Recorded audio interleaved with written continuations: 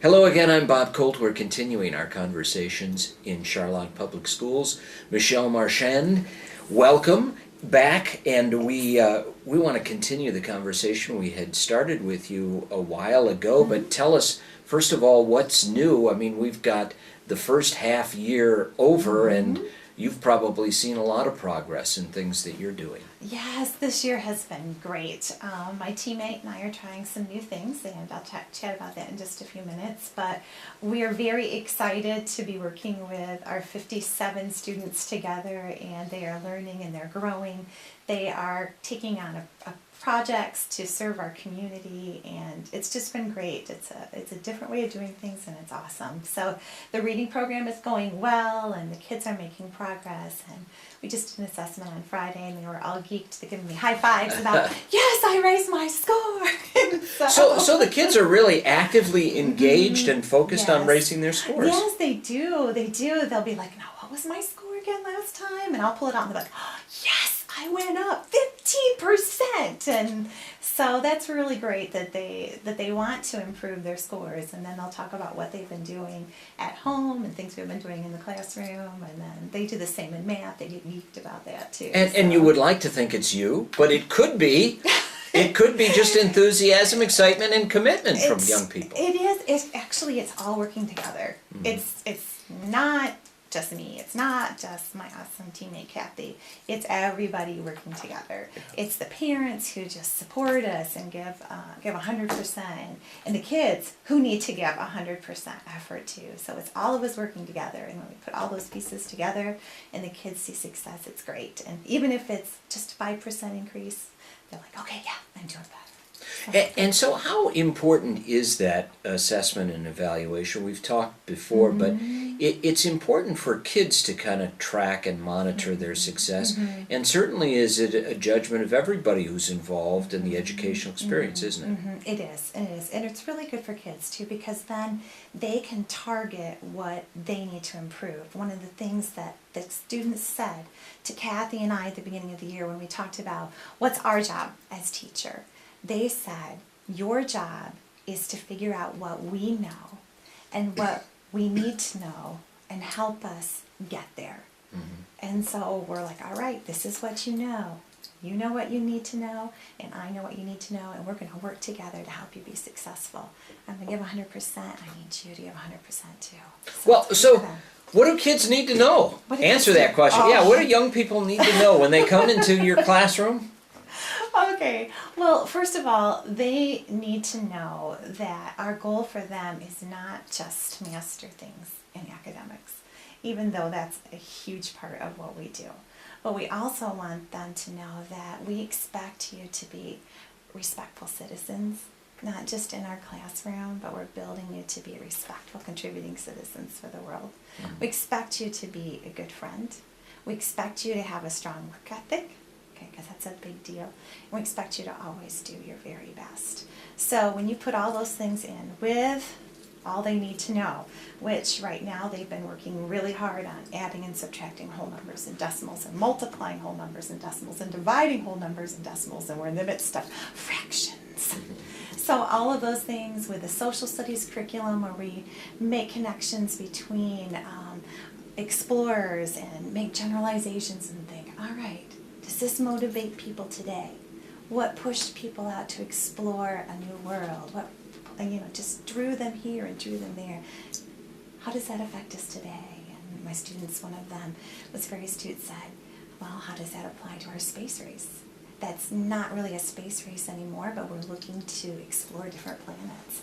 So all of that just really pulls together. And in reading, like we talked about before, they're working on just theme is a big one. We've been hitting it the past couple of weeks, and we're hitting theme this week too. So just being able to analyze a text and see what the character says and what the character does and what happens to the character, to really look at all those events throughout the whole piece and then determine what's the theme and being able to support it.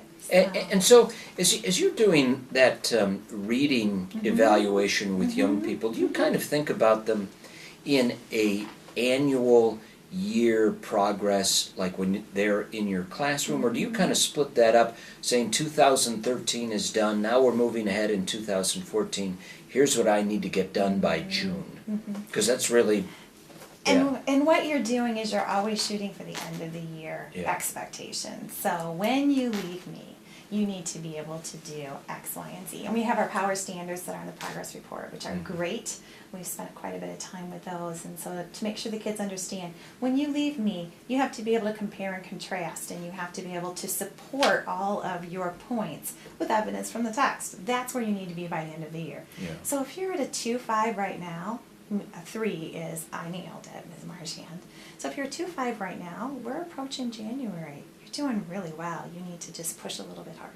But we always try to look at end of year expectation. But each teacher knows about where you should be at certain points of the year. Yeah, and so as you look forward, I mean, you've got January and February, there are some natural breaks that would occur, and then you get right up to June, and then kids, might leave for a while, and you miss them during the summer. Yes. But what do you have to achieve as an educator by June? What are some of your targeted goals? Because I think if you can share that or have thought about it, it'll give a lot of other people some opportunity to think about what their goals are. Okay. So are you thinking my personal professional goals? Yeah, your professional goals for those young people. I mean, you make an assessment of where those kids are at the start of the year.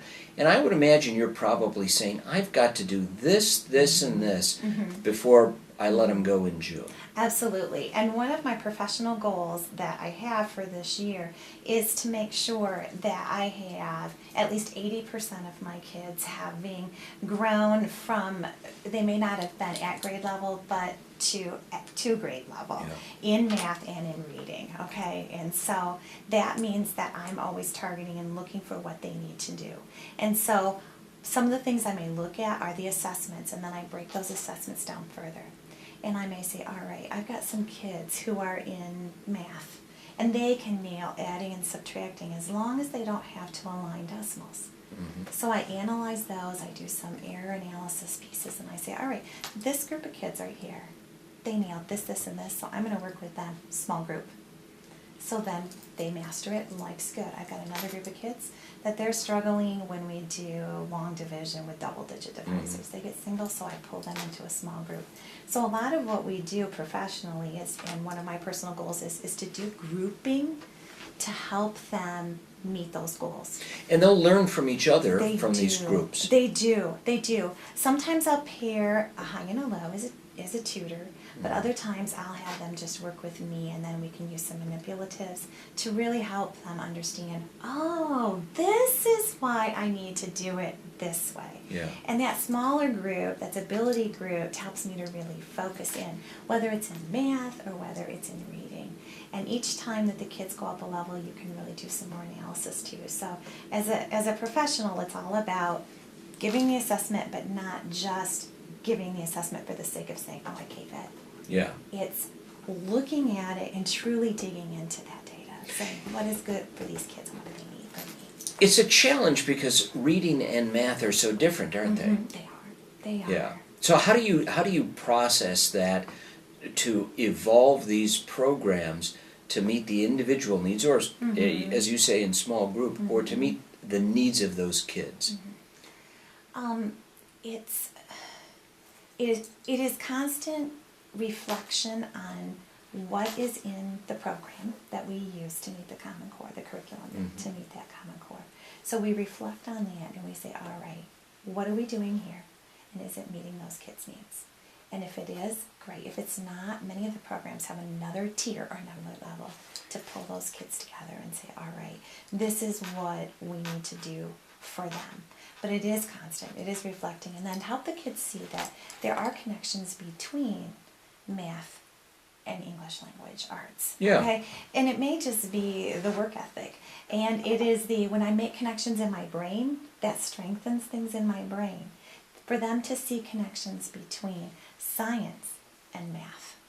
I noticed they were geeked about that the other day. And then in reading, we were talking about phases of the moon, and they were like, oh, we learned that with Mrs. Glove, Discovery X. head. So that was pretty cool too. So just when we can help kids see the interconnectedness between subjects, and we know that the science, technology, engineering, and math initiatives, they really want us to be looking at those things integrated together, that's going to help kids grow as well too.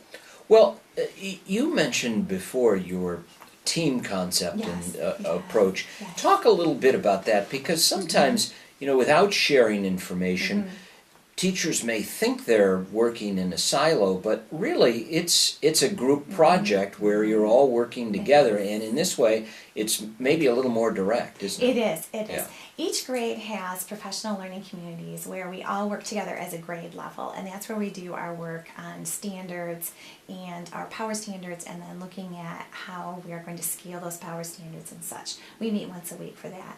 This year, we put forth some ideas to the board, and they said, yeah, let's go ahead and try this co-teaching experience. And so there are different models of co-teaching in 5th and in 6th grade.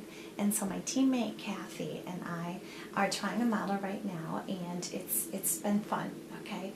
And what it is she takes the lead in math. So we have a double classroom, and she's leading the math lesson. And while she's leading the math lesson, I'm going around and I'm supporting the kids. If they have a question, they don't have to wait. They just raise their hand, and I am there as fast as I can. And I have to know the math curriculum, because if the question that they ask is one that's coming up, I can just say, hold tight, Miss Club's going to get to it in just a minute. And then if I notice some kids are struggling, I can just pull them to the side. If I've got one or two that just have nailed it and I can tell they're getting antsy because they already know it, I can pull one of them over and say, hey, can I give you an extension piece? And so that's really great. So we do that, and then we break off into centers. And so Kathy leads a center, and she does some work with a third of the group of kids, and I do a center, and then we have a middle game center where we have games that are connected to math, or we use the iPad apps. So that's for our math, and then for English language arts, I happen to be the lead on that, and then so it's kind of flipped. Kathy then supports and does those things there. So it's really nice. We get to see each other teach, because it's not as if when Kathy's teaching, I'm leaving the room. No, I am right there, and I'm teaching and supporting right alongside of her, and vice versa. So I would imagine that in this scenario, you've got a lot of kids who might be high achievers, and to keep them interested, you've got to give them even more attention, don't you? You do. And that's what's great is when we do the whole group piece, it's only about 35 to 40 minutes. But when we break off into those groups, those are definitely differentiated groups. Yeah. And so I know when I've got a group of my high flyers, they've mastered what I need them to master. And so I can push them, and they love it. They're like, give us another one. Oh, give us a little harder one, Ms. Marchand. And I'll say, sure, that's great. And then my kids who are struggling a little bit, okay, Ms. Marchand, back up. I said, yeah, I know, we're taking it back here. So they really have a comfort to know that if I need to be challenged, I can be challenged. Yeah. Or if I need support, I'm going to get the support that I need. And I would imagine that there are just some kids who might, and it's always hard to monitor, but if you're not challenging them constantly, it's very easy for them to tune out or tune into something else. It is. Yeah. It is, and that's why whenever you're the support person, it's up to you to really be watching what's going on, the engagement piece with the kids, to know, are they fully engaged? Or are they faking it, okay? And then if they're not engaged, why are they not engaged? Is it too easy and I've already mastered it? Or is it too complex? So really you're trying to be very astute as you're going around and looking at kids and knowing kids to say, all right, yeah, I know this is going to be a little difficult for you. Yeah. Why don't you try this? Or, yeah, I know you already nailed that. You see, let me write this on your whiteboard and you try that. Well, this is kind of a different concept where you're doing this team approach as teachers, and it's really required for you to change a little bit too. It does. It's no longer, okay, I'm going to do it this way. It's Kathy and I sit down and we do a lot of planning together. Yeah. All right, Kath, what did you notice? I noticed this, and let's try this, and we'll try, and then we'll reflect to each other. Okay, that went okay, or you know what? They're tired at the end of the morning, and that's when I happen to teach English language arts because they've done math, and then they've got me, and it's like, all right, Kathy, I think let's put in some brain breaks and movement. It's going to be connected to that. So it's a lot of bouncing ideas off of one another. But in that, is that brainstorming part is where we are stronger together Yeah. than we are just by ourselves. And so you can say that you're stronger together. Yeah. You've experienced I've that. experienced it. Yeah. I have, because I've taught in different scenarios. I've done just one room where I teach everything. I have done departmentalized, where in 4th grade I taught English language arts and social studies, and my teammate taught math and science, and it was all integrated, and that was fun and it was great. But we shared students, but we didn't necessarily watch each other teach and brainstorm ideas. Yeah. But this is different. And Well, this must be energizing for you. It is. Yes, it's work. Okay, Yeah. I won't lie. It's work, but it's good. You know how you feel at the end of a good workout when you're like, "Phew, yeah, I'm tired, but yeah, I feel like we're accomplishing something." Yeah. It's really, really great. Well, good. And so at the end of the school year, what do you want to accomplish with the young people that you're dealing with now? I mean, obviously, you have those goals, 80%, other things, but there must be individual stories that you want to get Johnny to here or Jane to this. And so you're probably setting those goals as well for Yes, individuals. I am. And some of it may be just academic, but Yeah. some of it's a combination of things that I want Johnny to realize that it's okay if I don't know something now, because my teacher's going to be there to support me, and I'm not going to get discouraged when I don't get it just like that. Yeah. I want Susie to realize that she has friends that can support her too, okay, and listen, and that they care about her when she's having a rough time. It's not just the teachers. Sure. I want them to realize that when I work hard, there's reward. Yeah, so you want young people to be rewarded I for do. their hard work. I do, and it doesn't have to be something that's extrinsic or tangible that can touch. Yeah. Okay, and that's one thing we talk about with the kids. As we're reading, we talk about the theme that not everything we do has to have an external reward. It doesn't have to have a trophy or a plaque. When we worked hard and we can see that hard work pays off, that makes us feel good inside, and that in turn makes me want to try again. Sure. Even Sure. if it takes me longer, it's okay because I achieved it. So are you getting a lot of kids who have responded positively, not only in the academic achievement, but personally in the response to how you're approaching them, maybe a little differently in your teaching career? Yes, I can say that I have. Kids seem to realize that, you know what, if I don't get it right now in math, then there's going to be a time you're going to divide us out just like that. Okay, and you're going to get the support they need. They've always felt, I believe, that they can get the support that they need in reading, because we do guided reading groups and so Sure. there. But the math piece, I've seen that they can have that hope, and they can see, yeah, she's gonna break things down for us more.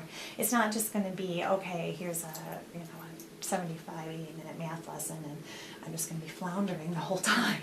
It's, nope, I'm going to know that she's going to help meet my need, whether I'm on the top end, I'm in the middle, or whether I just need a little bit extra support there. So, Well, and your work is never really ending No. as a teacher. When the school day ends, you don't stop.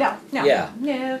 And I don't think a lot of people understand or necessarily process, but the school day is over, and then what do? To a great extent, you're planning on tomorrow. You're thinking about the next projects and Yes. what's coming, and now you're coordinating that with another professional. Yes, and it does. It takes that time, but it is. You think it's not if school starts at 8:45, I don't get there at 8:30. Yeah. I get there at 7:00, and when the day's done at 3:45. Okay, I admit I'm there late. We won't talk about that. Yeah. But it takes time to work through things too, because not every model is perfect. It's good, but it takes a lot of work to say, yeah, let's keep this or let's change that. So it is good. Well, so now I want to ask you, what do you say to young people who may be even thinking about teaching as a profession? I mean, is there any words of wisdom that you would share with young people that you've been exposed to as they come through the ranks of school that can you spot a teacher in the crowd, or is there something you can say or do to tell them that that's a profession they might consider? There are times you can spot them, okay, because they are patient with their classmates in social situations and in academic situations. They're very patient. They're willing to help others and not berate them when they can't get it just like this. Yeah. Okay, they like to share. It's not a, you need to do it this way, but it's more of a, hey, can I show you a way that I learned how to do it? So it's very much attitude and behavior that you can see with kids. And then the fact that they understand that teaching is hard work, and that it can be, it has its hard days and it has its fun times, but overall you do it because not for any praise you get for yourself as a teacher, but to the joy you get in seeing your students get it and to move forward. Yeah. So they have to be very intrinsically motivated as well. So you can see that, and I've had students come back and say, yeah, I'm thinking about being a teacher. And I said, yeah, that would be a good fit for you because of these things. That must be incredibly rewarding. It is. Yeah. Mm-hmm. Well, Michelle, congratulations and you. thank you for joining us again. Thank you. I'm Bob Colt, and we'll continue our conversations in Charlotte Public Schools.